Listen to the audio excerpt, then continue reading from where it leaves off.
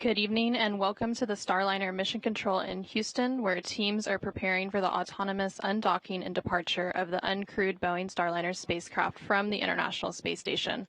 Undocking today is currently planned for 5:04 p.m. Central, 6:04 p.m. Eastern. I'm Anna Schneider with NASA Communications, and joining me today in Starliner Mission Control is Lauren Brennicke from Boeing Communications. Across the hall in the International Space Station Flight Control Room, we also have NASA's Rob Navius. In preparation for today's undocking activities, the teams here in Starliner Mission Control and the Flight Control Room, Flight Control Team in the International Space Station Flight Control Room recently completed the go, no-go poll for Starliner's undocking. The teams all polled go to proceed with undocking. And the team here in Starliner Mission Control is being led by Flight Director Chloe Maring. Today's undocking will set Starliner on its path home for landing at White Sands Space Harbor in New Mexico, targeting approximately 11 p.m. Central, Friday, September 6th, midnight Eastern on Saturday. NASA astronauts Butch Wilmore and Suni Williams flew to the International Space Station in June as part of NASA's Boeing crew flight test, lifting off atop a United Launch Alliance Atlas V rocket from Space Launch Complex 41 at the Cape Canaveral Space Force Station in Florida on June 5th. The Starliner spacecraft docked to the International Space Station on June 6th. During the June 6th rendezvous, NASA and Boeing identified helium leaks and experienced issues with the Spacecraft Reaction Control System, or RCS, thrusters as Starliner approached the station. Since then, engineering teams have completed a significant amount of work, including reviewing a collection of data, conducting flight and ground testing, hosting independent reviews with agency propulsion experts, and developing various return contingency plans. The uncertainty and lack of expert concurrence did not meet the agency's safety and performance requirements for human spaceflight, thus prompting the NASA decision to return Boeing's Starliner spacecraft to Earth without astronauts Butch Wilmore and Suni Williams aboard. The uncrewed return allows NASA and Boeing to continue gathering testing data on Starliner during its upcoming flight home, while also not accepting more risk than is necessary for its crew. Wilmore and Williams will continue their work formally as part of the Expedition 71 and 72 crew through February of 2025. They will then fly home aboard a Dragon spacecraft with two other crew members assigned to the agency's SpaceX Crew 9 mission, NASA astronaut Nick Hague and Roscosmos cosmonaut Alexander Gorbanov. As part of NASA's commercial crew program, this is Boeing's second flight to the International Space Station and third Starliner flight test overall, following a second orbital flight test in May of 2022.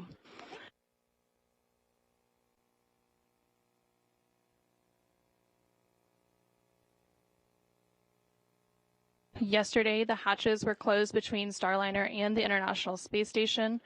There are three hatches that separate the inside of Starliner from the orbiting laboratory: the Starliner hatch and the A-Pass hatch and No. 2 forward hatch on the station side. Following hatch closure, teams worked through steps to depressurize the vestibule, which is the area between the station hatch and Starliner hatch that were exposed to the vacuum of space prior to docking. Shortly after the go, no-go poll earlier today, where the joint teams here in the Starliner Mission Control and the International Space Station Mission Control polled go for undocking, NASA astronaut Suni Williams called down to the flight control team on Space to Ground to share some words with the team before Starliner's departure later today. We'll go ahead and replay that exchange for you now. Station Houston, Space to Ground 2 for Starliner undock status. Go ahead, we're with you. Hey, Suni, both the Starliner and ISS flight control teams have pulled go for undock at this time. The expected undock time is 22:04. Okay, copy, 22:04. Hey, you know, we're just looking at the flight control roster, and like, wow, it is the all-star team. You guys, it is the time to bring Calypso home. You have got this. We have your backs, and you've got this. Bring her back to Earth. Good luck. Suni and Butch, this is Chloe. Just on behalf of the entire MO team, I know the other flight control teams around the building, we thank you for your endless support over the years. We've enjoyed every training event and every meeting. We remember every setback and every revelation with you. The teams on the ground have worked countless hours over the last few weeks, months, and for a group of us, years to bring Calypso back, and we're ready to do that today.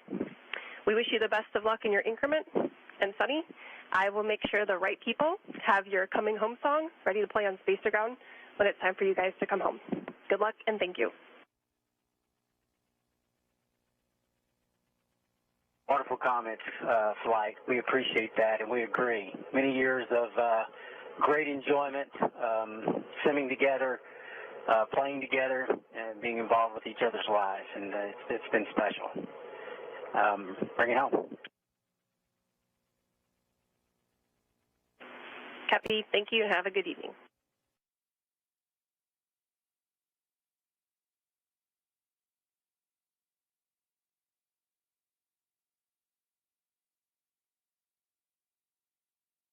We are now just over 13 minutes away from today's planned undocking. As we continue to approach that undocking, you can see the team here and the Starliner mission control team working in tandem with the ISS flight control room across the hallway. Just before we came on the air here, the teams opened up the helium manifold to check Starliner's leak rate. Everything looks good. The teams say the rate remains steady, and we have plenty of margin for the rest of the flight. So let's talk a little bit about what is coming up. At around 5:02 p.m. Central, 6:02 Eastern, we are going to be listening for the authority to proceed for undocking. After the ATP, or authority to proceed, is issued for undocking, the hooks on the NASA docking system will begin to open. There are 12 hooks that seal the surfaces between the docking system and the ISS International Docking Adapter, or the IDA. Once all of those hooks are open, springs on Starliner's docking ring will push the spacecraft away from the space station. So again, we're expecting that undocking at 5:04 p.m. Central, 6:04 Eastern. And then just a few seconds later, at about 5 meters out, our first separation burn. Starliner's thrusters will complete 2 short firings to gradually increase the separation speed to help the spacecraft carefully move away from the orbiting laboratory. The command given to Starliner will be to back straight away to the 200-meter mark, but then a few seconds later, a second command will be given before it gets too far to change that path and head up higher than station.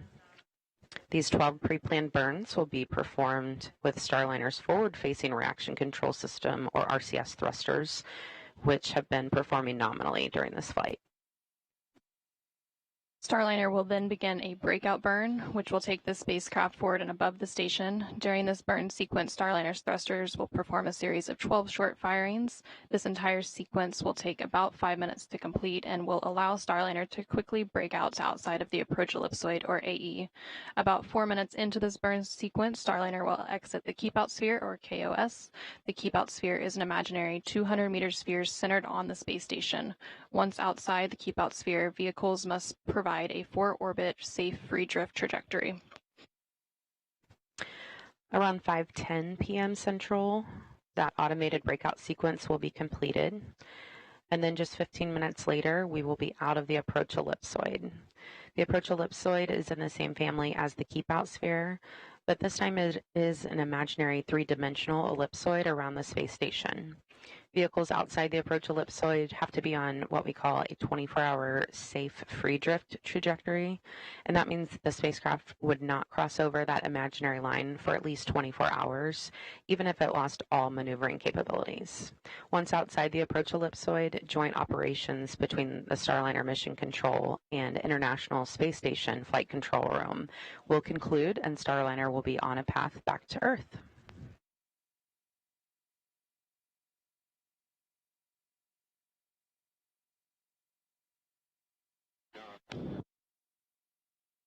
A few minutes ago, teams completed a final weather briefing to analyze weather predictions for the landing site at White Sands Space Harbor in New Mexico, and the weather continues to look good to support a landing later today.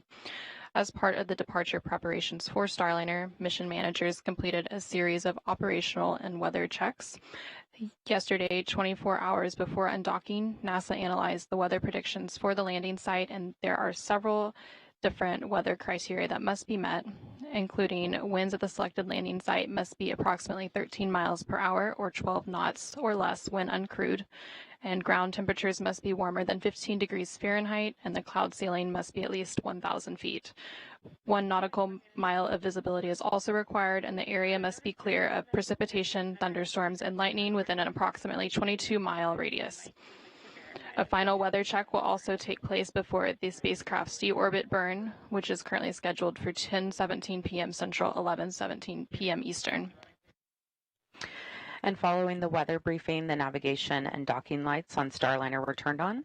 The LADARs were confirmed to operate, and the RAL cards were enabled for departure. The LADARs, or laser detection and ranging lasers, create a 3D picture of the International Space Station for Starliner's computers to help the spacecraft guide itself around the ISS when it's flying close to the station. The LADAR system was developed and tested in orbit aboard the Space Shuttle as they docked with ISS. The RAL cards, or Remote Analog Interface Unit, gathers data on the status and health of critical spacecraft systems during all phases of the mission. This allows the important systems information to be stored aboard the spacecraft so engineers can review it once the spacecraft lands.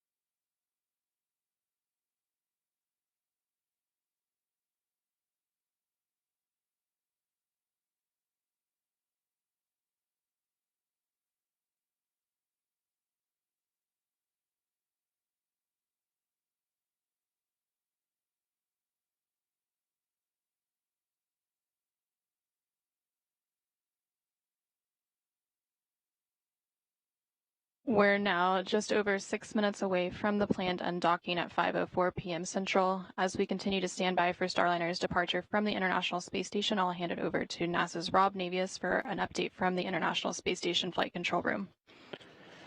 Thanks, Anna. Here in the Space Station Flight Control Room at the Johnson Space Center in Houston, the flight control team led by Flight Director Anthony Varia is in the final moments before the expected undocking of Starliner from the forward port of the Harmony module on the International Space Station.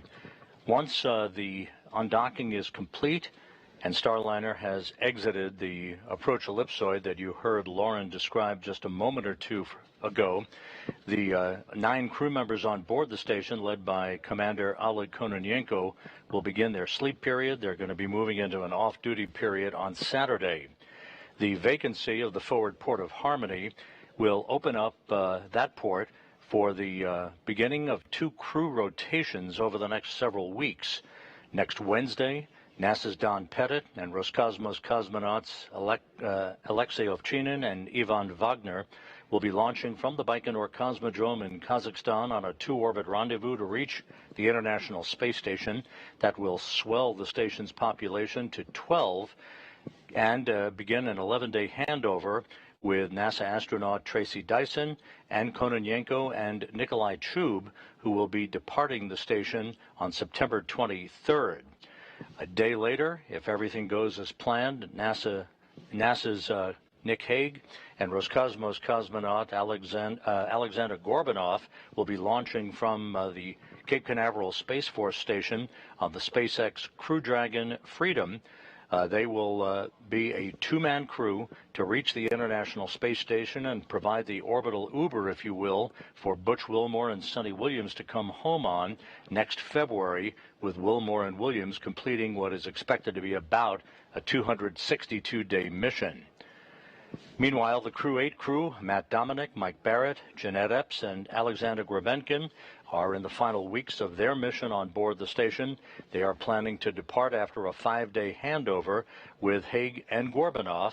That handover will lead the way for a departure on or around October 1st. The Crew 8 crew will then be coming home to bring the station back to its complement of 7 crew members.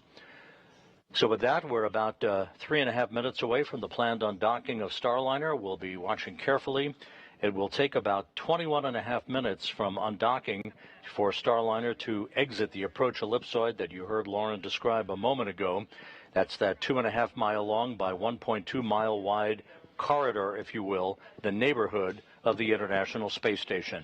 So we'll be following along as Starliner begins its journey home and a landing at midnight Eastern Time at the White Sands Space Harbor in New Mexico. With that, we'll turn it back to you, Anna, in the Starliner control room. Station Houston, Space to Ground 2 for Starliner undock status.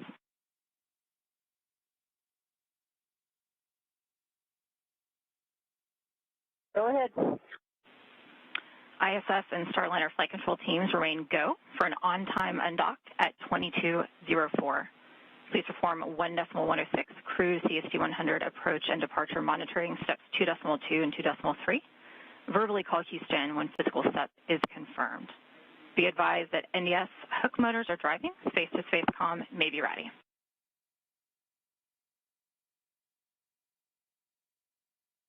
ISS crew copies ready for undock monitoring.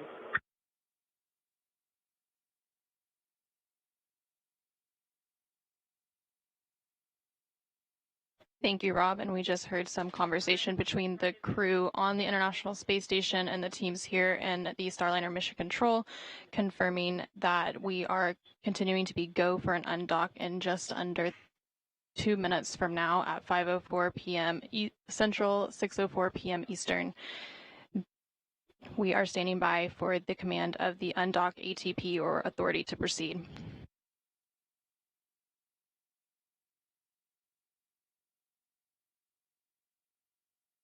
Once the authority to proceed is issued for undocking, the NDS or NASA docking system hooks will begin to open, and there are 12 hooks that seal the surfaces between the NDS and the ISS International Docking Adapter, or IDA. Once all 12 hooks are open, springs on Starliner's docking ring will push the spacecraft away from the space station. And Flight Director Chloe Marion just asked for quiet in the room as we are approaching 1 minute out from Starliner undocking.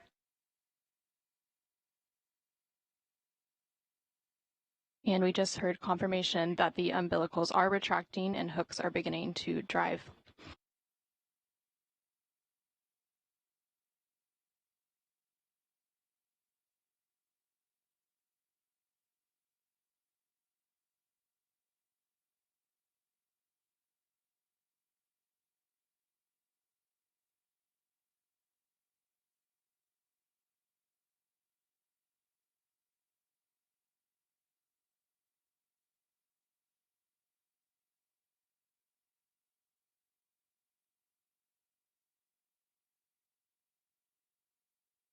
Thirty seconds.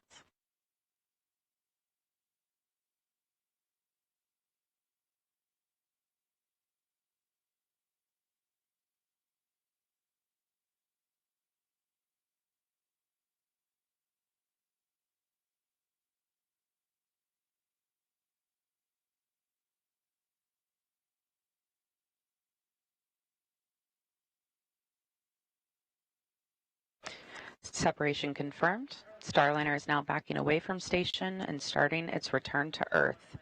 Starliner thrusters will then complete 2 short firings to gradually increase the separation speed to help the spacecraft carefully move away from the orbiting lab. The vehicle is now about 2 meters away from the International Space Station. At the time of undocking, Starliner and the International Space Station were flying approximately 260 statute miles over central China.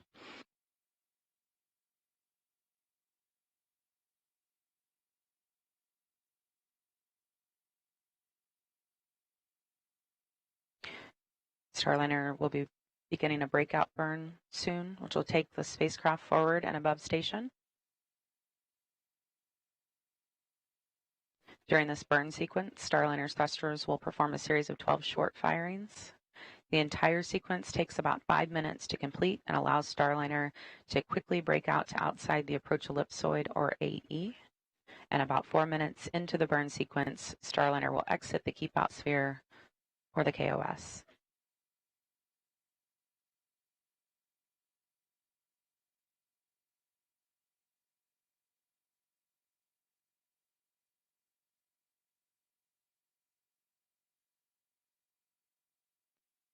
And you can see those thrusters firing there on the left of your screen as Starliner backs away from space station. And we are now just at 35 meters away from the International Space Station. We saw a good first burn. Houston, ISS thrusters enabled. Confirmation, all 27 jets have fired. Houston copies. ISS thrusters enabled. And you're seeing the light show there on your screen.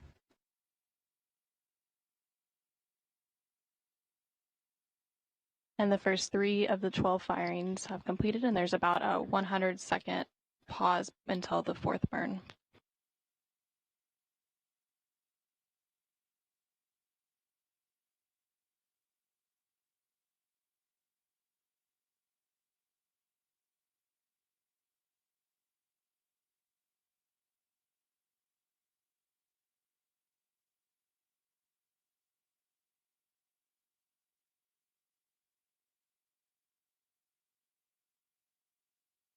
Starliner is about 60 meters away.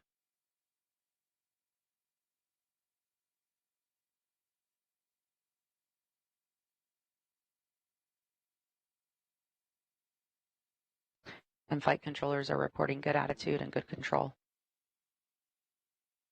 We are standing by for the 4th of the 12 burns in the series of firings as part of the breakout burn. As a reminder, the entire sequence will take about 5 minutes to complete. About 4 minutes into the sequence, Starliner will cross what is known as the keep-out sphere.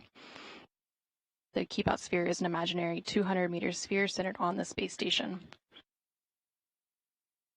We are 15 seconds away from the 4th burn in the series of 12.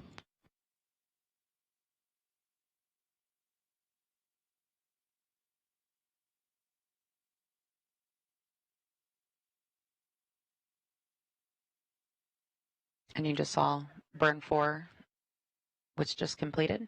We're hearing good burn.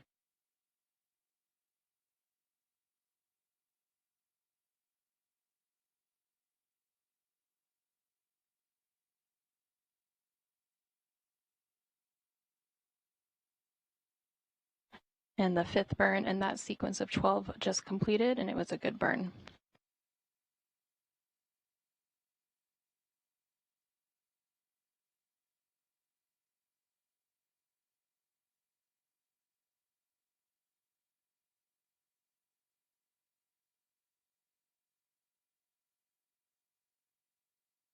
The 6th burn in the series of 12 was just completed, and it was a good burn. We are halfway through the series of 12, 6 more to go.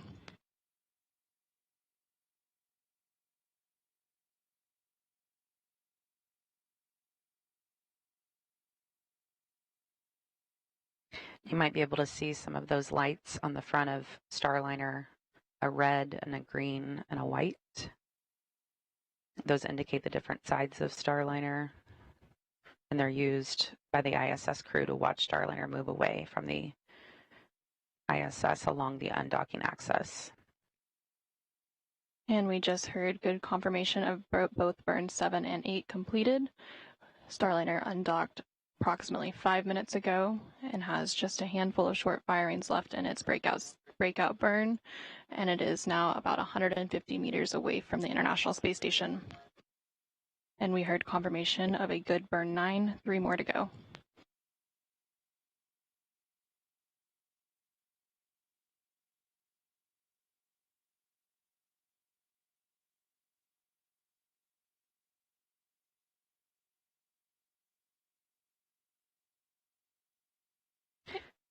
Burn 10, good burn.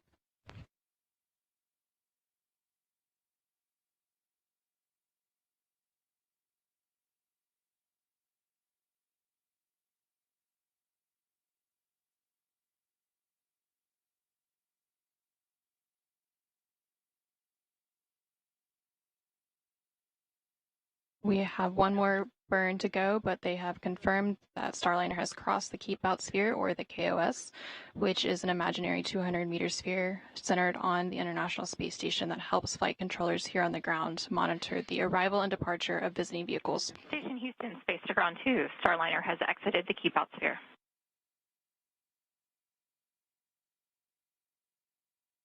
Copy, she's exited the Keep Out Sphere.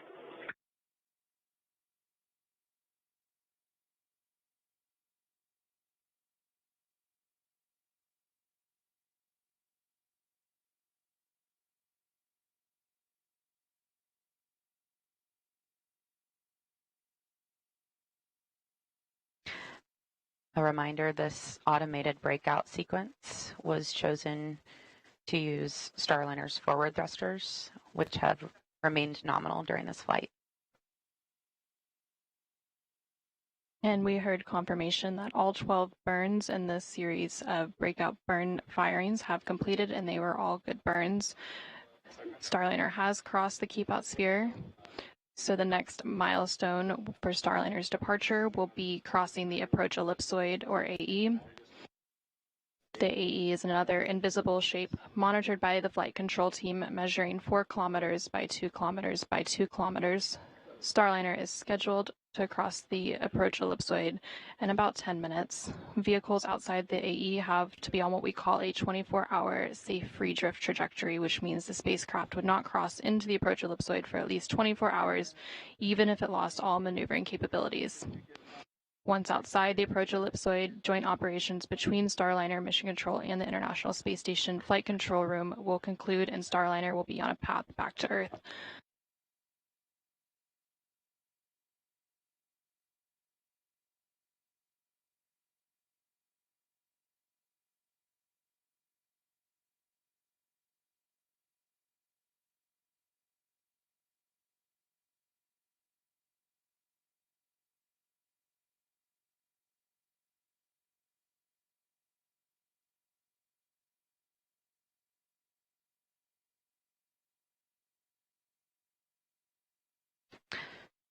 We're now taking a look from the VESTA system, which stands for Vision-Based Electro-Optical Sensor Tracking Assembly. It's a bit of a mouthful, so we like to call it VESTA. And this is a look from Starliner back at the International Space Station. The system is really the eyes of Starliner. It's able to pick up on features on the outside of station, like handrails and reflectors. You can see some of that on your screen there in the outlines. And it's the way to assess Starliner's position and attitude. It also gives the ground teams a very accurate look at Starliner's location relative to the station. So earlier we were taking a look from the station back at Starliner. Now we're looking from Starliner back at station.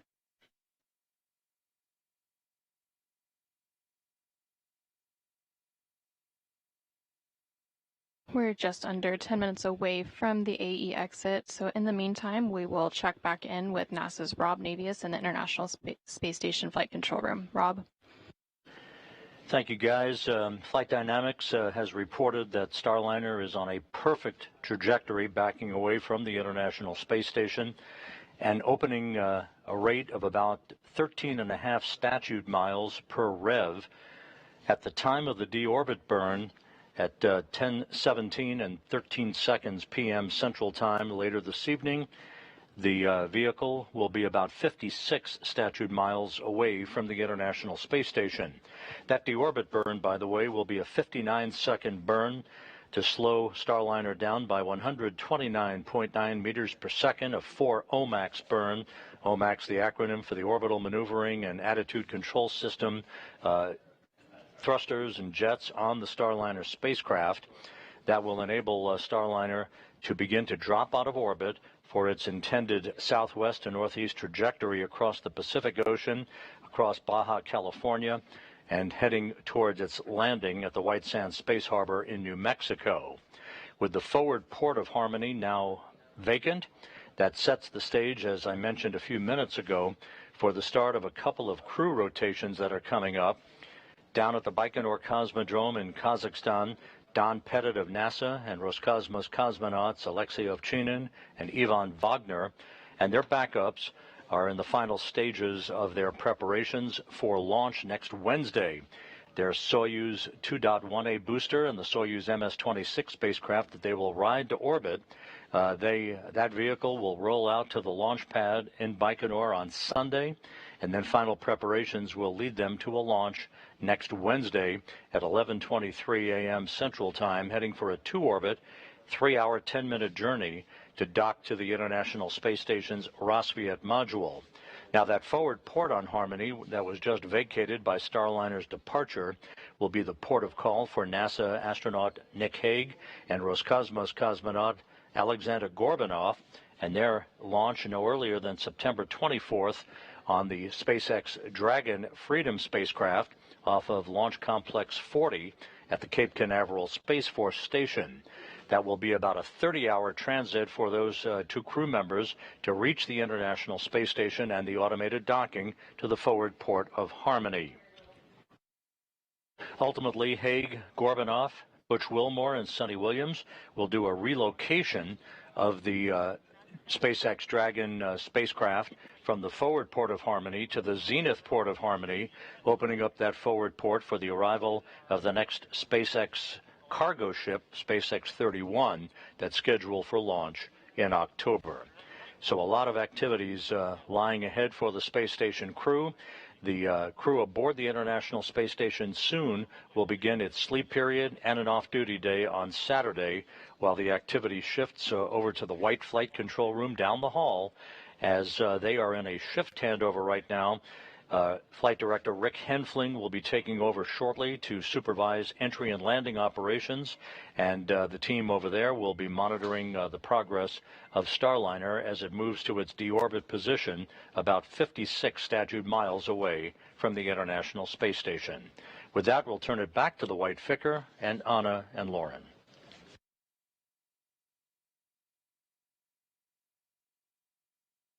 Thank you, Rob. Starliner is now about 750 meters away from the International Space Station as it continues to make its way to the approach ellipsoid exit.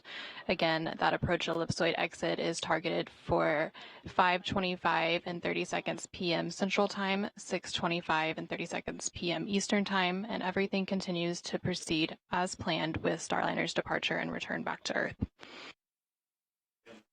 And you're looking live at Starliner in free drift. Engineers are telling us that the breakout burns all went well. Thrusters are all looking good. Everything is nominal as we continue up and around space station and head back to Earth. Again, Starliner undocked just a short while ago from the International Space Station at 5:04 p.m. Central, 6:04 p.m. Eastern, as the space station and Starliner were flying approximately 260 statute miles over central China. And shortly after that physical separation, Starliner's thrusters completed 2 short firings to gradually increase the separation speed and help the spacecraft carefully move away from the orbiting laboratory as part of the separation burns. And then Starliner began the breakout burn, which was a series of 12 short firings, which allowed the spacecraft to quickly move outside the keep-out sphere, and it is now approaching the approach ellipsoid exit. And once Starliner is outside of the approach ellipsoid, the joint operations between teams here in the Starliner Mission Control and the International Space Station Flight Control Room across the hall will end, and Starliner will be back on its path to Earth.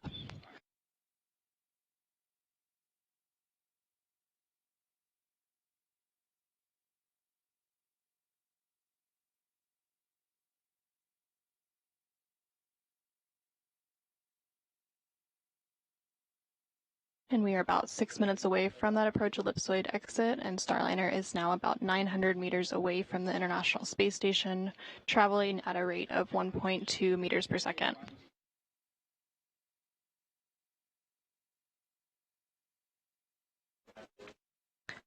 That dot in the center of your screen is Starliner, looking from space station.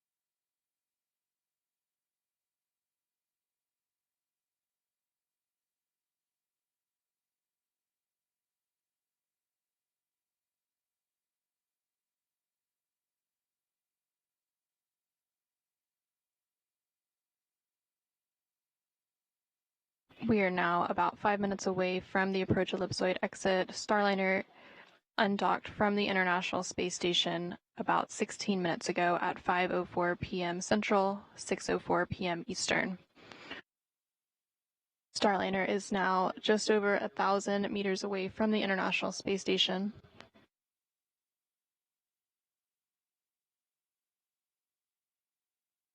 After Starliner crosses the approach ellipsoid, the next milestones for the vehicle will be its entry cover closure, and that is planned for about 6:42 p.m. Central, 7:42 p.m. Eastern, and then there will be some checkouts of the OMAC thrusters at 7:05 p.m. Central, 8:05 p.m. Eastern. And then after that, we get into the entry and landing coverage, and the go-no-go for the deorbit burn will be at approximately 9:57 p.m. Central, 10:57 p.m. Eastern, following with the deorbit burn about 20 minutes later at 10:17 p.m. Central, 11:17 p.m. Eastern. Again, seeing good views of Starliner leaving the International Space Station. It's that distant dot on your screen. The vehicle is now about 1,120 meters away from the International Space Station.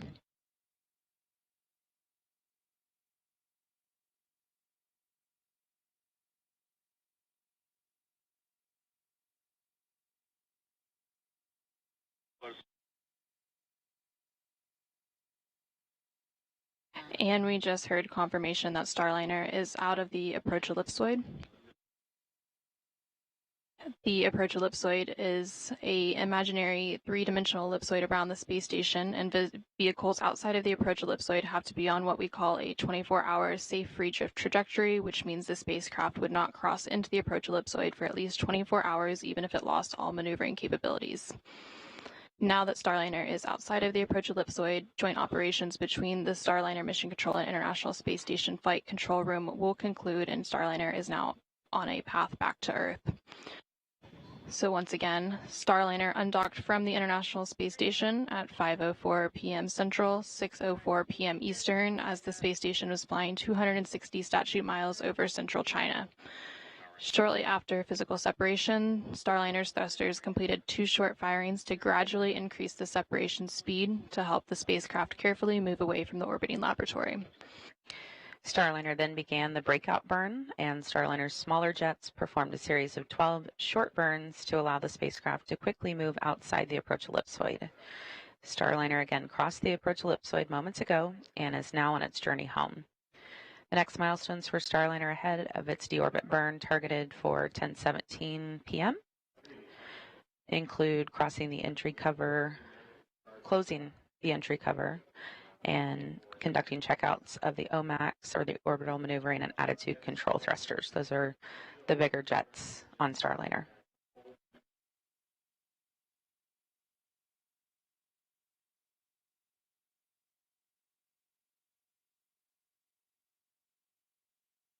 For now, let's check in one final time with NASA's Rob Navius following Starliner's exit from the approach ellipsoid. Thank you, guys. Here in the Space Station Flight Control Room, Flight Director Anthony Varia and his team will be remaining on console throughout the course of the evening, keeping a watchful eye on things. Space are on 2 for Starliner status.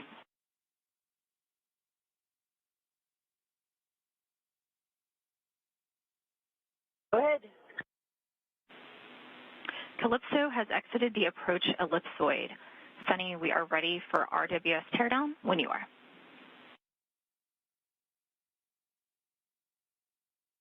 Okay, she's on her way home. Congratulations to the Undock team, and we'll be tearing down the RWS. Copies, thanks. Spacecraft communicators are here in the station flight control room talking to Sunny Williams, International Space Station. The Starliner is perfect trajectory, moving well away from the International Space Station for its deorbit burn at 10:17 and 13 seconds p.m. this evening. Once again, that'll be a 59-second burn of the 4 orbital maneuvering and attitude control system jets on the Starliner spacecraft to slow Starliner down by 129.9 meters per second, allowing it to drop out of orbit to begin its descent back into the Earth's atmosphere, and a landing just about midnight Eastern Time, 11 p.m. Central Time, give or take a few seconds, at the White Sands Space Harbor in New Mexico.